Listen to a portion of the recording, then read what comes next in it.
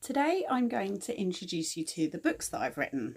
My friend pointed out to me that I should share these with you because we're in lockdown and you can spend time reading books right now. So it's a good time for me to tell you what books I've written. This is my, it's a giant book because I accidentally got the first batch printed big. If you buy it on Amazon, which is where you can get all of these books, then it's normal size. But here's my giant copy of Sisterhood. So Sisterhood was created with a group of women. I went and did an ayahuasca ceremony, and the shaman who I did the ceremony with, I met him in my early 20s after I'd had the abortion, and it made me really ill. And my friend paid for me to go to an ayahuasca ceremony because he thought it might help with sorting me out. So I went and did the ceremony, and it healed me, and it opened up many things. That was part of my fool's journey, meeting the shaman and seeing how he was a fool. He was just full of laughter. We couldn't speak the same language, but he just made me laugh. He was a ball of light, and I could see how he was just a big heart giving to the world, and I fell in love with him. And so then 14 years later I get invited, or 17 years later I get invited to go to a ceremony again out of nowhere, and I went, and I was in a really good place and didn't know, like, I didn't need anything. So that was really interesting because I was letting the universe just take me and going with the flow.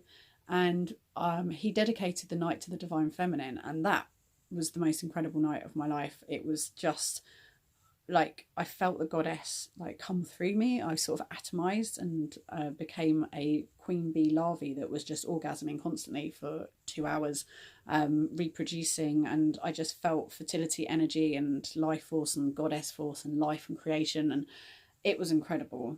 And I really got how we are all facets of the goddess. We're all individuals in a divine jewels, and we're all facets of the goddess. That all came from that. And the next morning I came to, and I knew that I needed to make a play with my friend Andrea, who's my mentor, and my friend Cara, who I've been a mentor to. They hadn't met each other. So I hired a cottage in Wilmington, and we all went to Wilmington. There was a bunch of other women as well. We had like a stage manager and a lighting designer and a graphic designer and a set designer. And we all went and stayed in this cottage to come up with what the play would be. And all I knew was it was going to be called Sisterhood. And that was the starting point. And then when we were there, we went to this church up the road that has this beautiful old yew tree in the grounds. And the church had a stained glass window with a phoenix in it where there'd been an arson attack, and the window had been recreated with a phoenix in it when they'd repaired it. And there's this phoenix light falling over us with this flaming light bathing the floor. And Andrea, my mentor, says, you know that when women were accused of witchcraft back in the day, if there wasn't a lockup or a prison nearby, then they would be locked in the church because that'd be the only secure building. So if women were accused of witchcraft, they'd be locked in the church. And we all sat there in silence. And then it was like, well, that's the play, isn't it? And Andrea even said, which is just magic, and I love this, and this is like the dreaming and the fool. She said, the play is trying to tell itself. All you have to do is get out of the way and let it come through. And we let it come through. It was Beltane, it was May, there was blossom falling, there was the sound of lambs bleating. It was this beautiful spring time, but there we were, 3 women locked in a church, and in the morning we were going to face our trial for witchcraft. And we improvised it and locked ourselves in a larder in the cottage and just improvised the story. And the majority of that is in here. Like that, it was so good, the improvisation, that that's almost verbatim the script in this book. And yeah, that then became a play. And we toured the play all around East Anglia, and I followed in the footsteps of Matthew Hopkins, the Witchfinder General, and went to all the places where he tortured and executed women and men. And we did the performance of Sisterhood, and then afterwards we did a healing ceremony, and the audience all stayed for the healing ceremony and participated in it, and it was incredible. And when we started the tour, there was thunder and lightning and really horrible weather, and there was a point where I said, we're forgiving and forgetting Matthew Hopkins, and there was a massive crack of thunder. And then as we carried on, we went to his birthplace on the full moon just before Halloween, and there was this horrible fog, and when we got there, people were being really weird and kind of like staring out the window at us and stuff, and it felt really unpleasant. And then by the end of the show, people loved it. Everyone stayed for the ceremony. It was one of our biggest audiences. And the next day there was a rainbow over our next venue. And from then on it was sunny. And it really felt like we'd done a healing ceremony over East Anglia. It really did. And so many amazing experiences from that. And then off the back of that, I turned the play into a novel. So this is the novel of Sisterhood, which has a modern storyline running alongside in parallel to the Tudor one. And yeah, it's just, this has been such a joy to write, and so many people have been involved in the creating of it. And I've got a quote on the back from Lisa Lister, who's the woman I'm always recommending. So I was quite chuffed about that.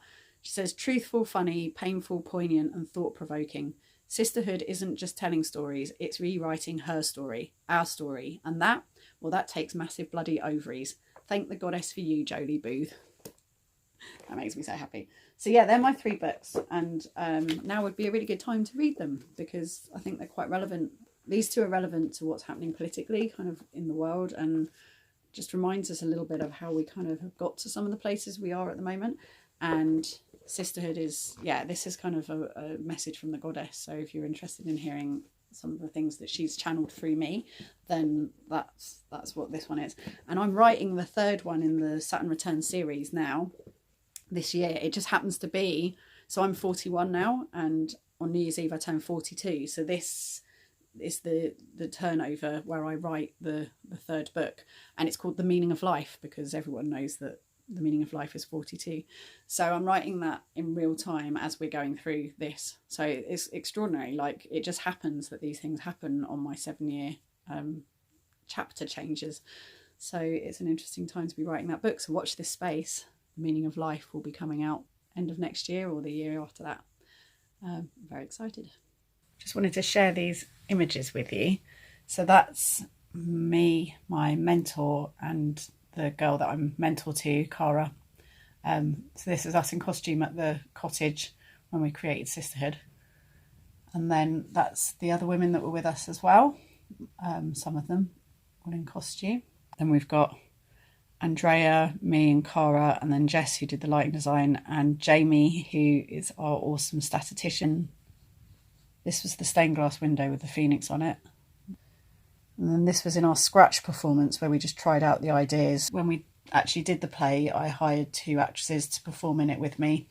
And these are the 2 actresses who performed it with me when we went on tour.